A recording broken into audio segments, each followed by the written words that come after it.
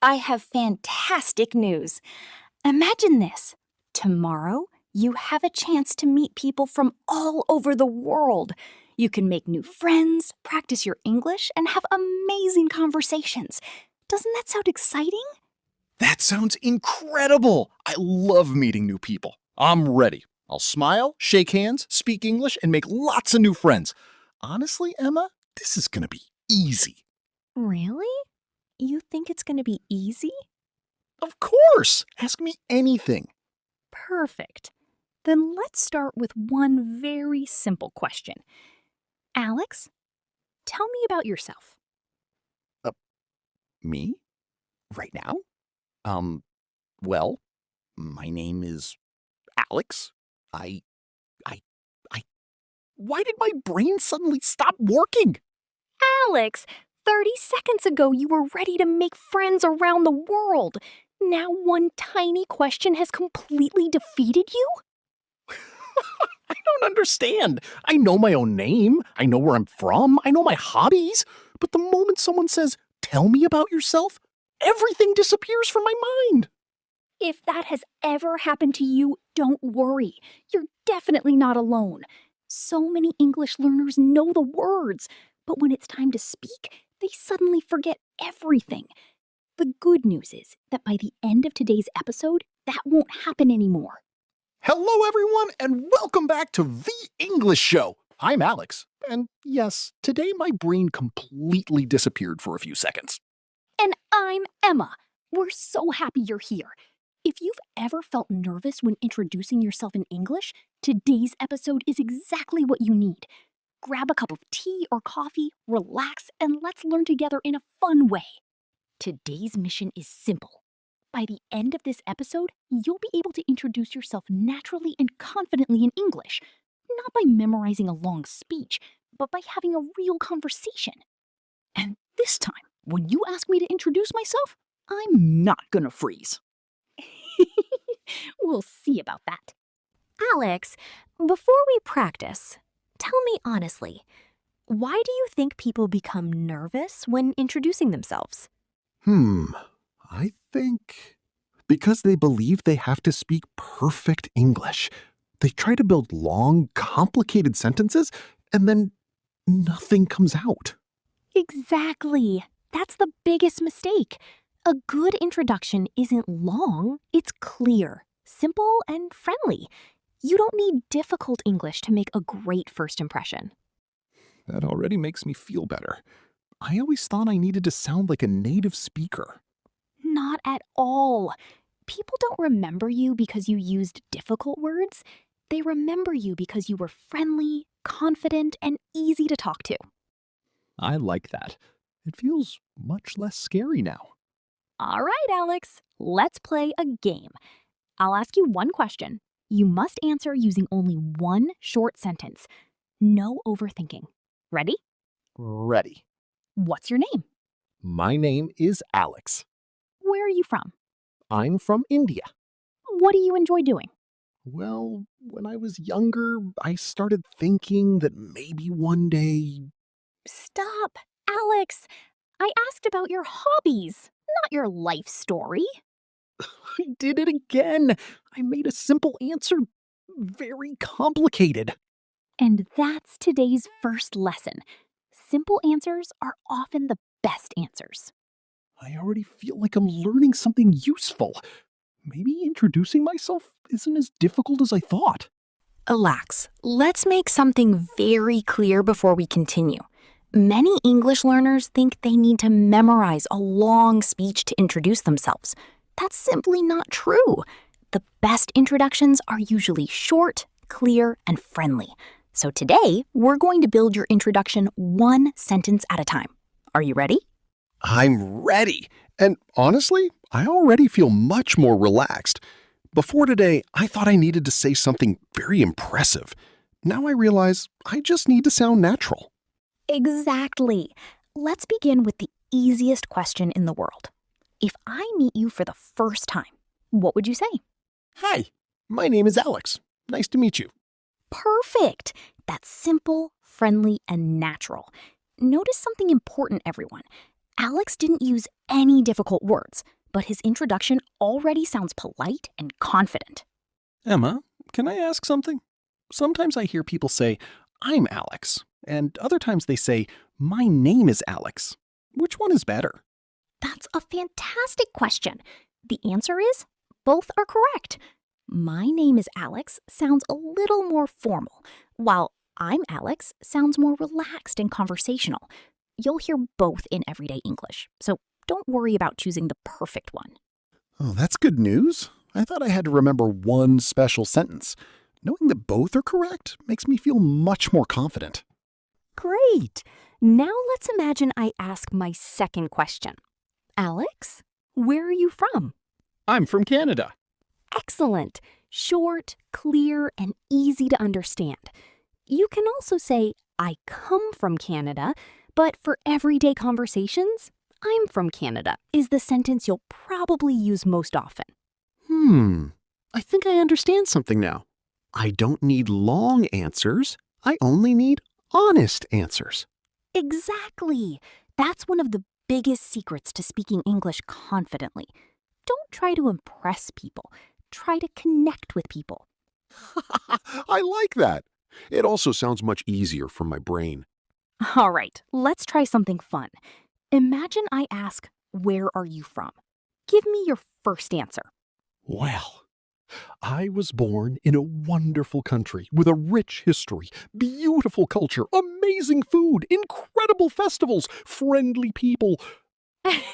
Alex, I only asked where you're from, not for a travel documentary. Oh no, I did it again. I always think more words mean a better answer. That's a very common mistake. Sometimes the strongest answer is also the shortest one. Watch this. I'm from India. Done. Simple, confident, and completely natural. I think I'm finally starting to understand.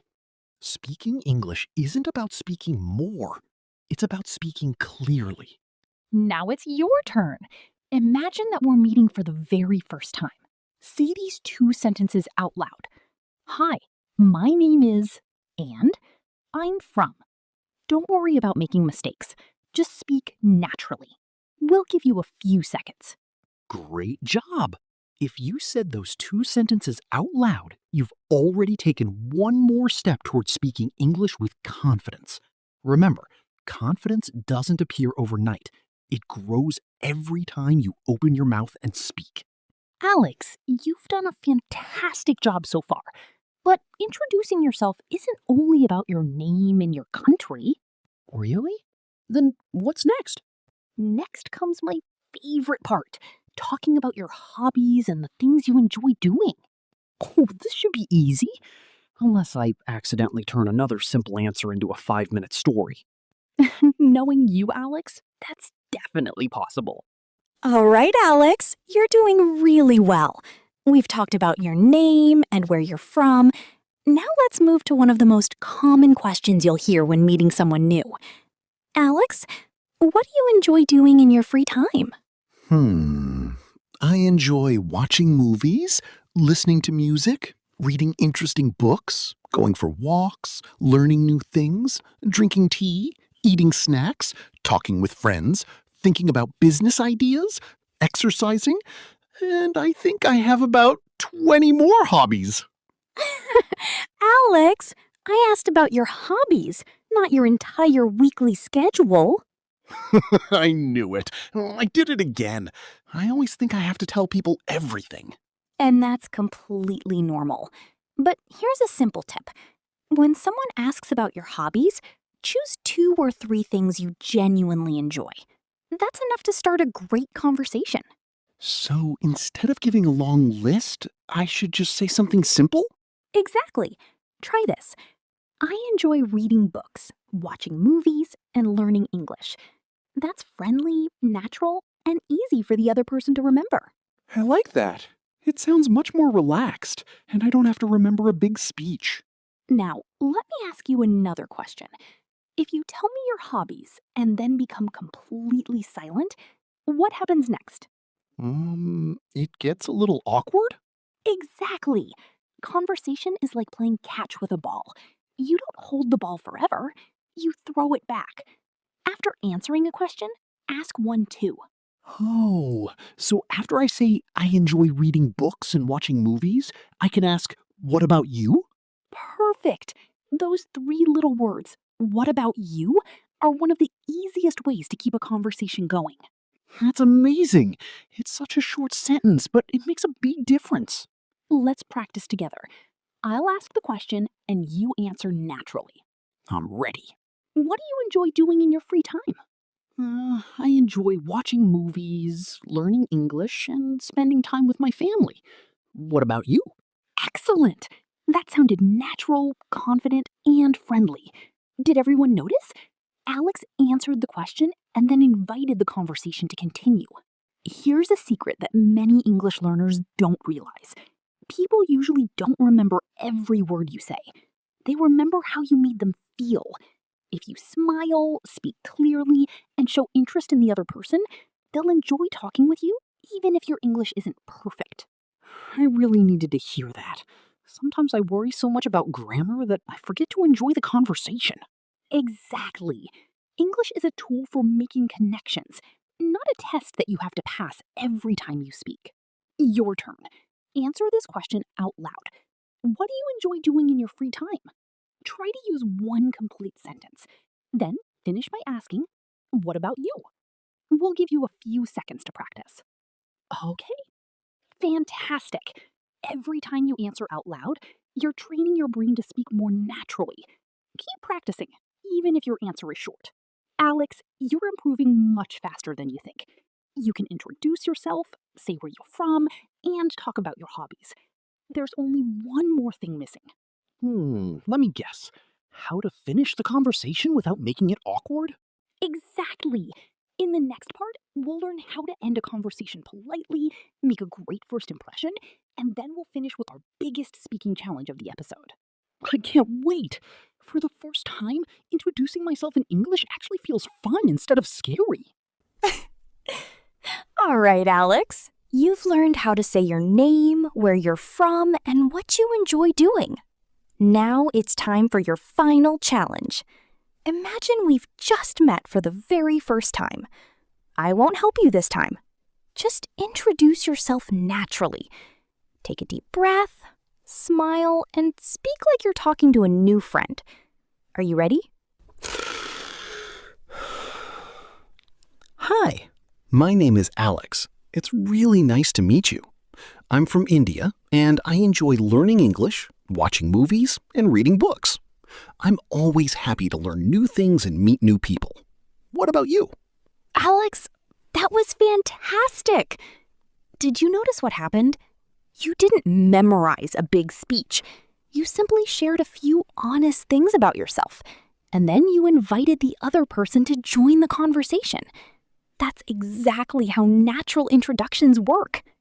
I can't believe the difference.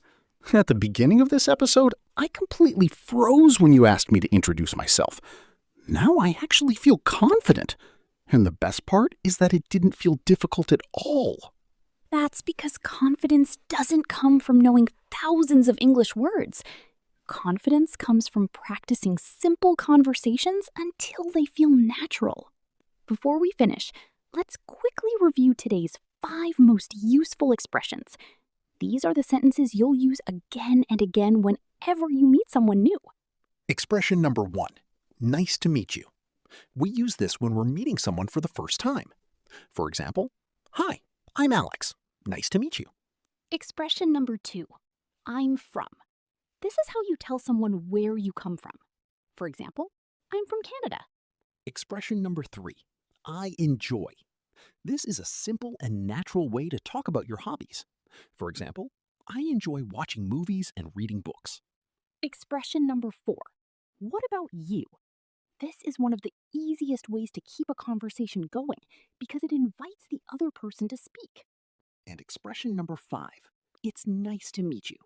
This is another friendly way to finish your introduction and make a great first impression. Now it's your turn. We have a special challenge for you. Imagine Alex and I are meeting you for the first time. Introduce yourself in English using these 4 simple sentences. Hi, my name is. I'm from, I enjoy, and what about you? Pause the audio if you need more time and try to say everything out loud with confidence. Brilliant! Remember, don't worry if your English isn't perfect. Every confident speaker started exactly where you are today. The important thing is that you keep speaking. We'd love to get to know you better. Tell us about yourself in the comments. Write 4 or 5 simple English sentences. Tell us your name, where you're from, and 1 or 2 hobbies you enjoy. Then, if you see another learner's comment, reply with "nice to meet you" and start a friendly conversation together. Today's episode reminded me of something important. I used to think speaking English meant using difficult words. But now I understand that real conversations begin with simple, honest sentences. That one idea has completely changed the way I think about introducing myself. And that's exactly what we hope you take away from today's episode. Keep your English simple, speak with confidence, and don't be afraid to make mistakes. Every conversation is another step forward, and every small step brings you closer to fluency.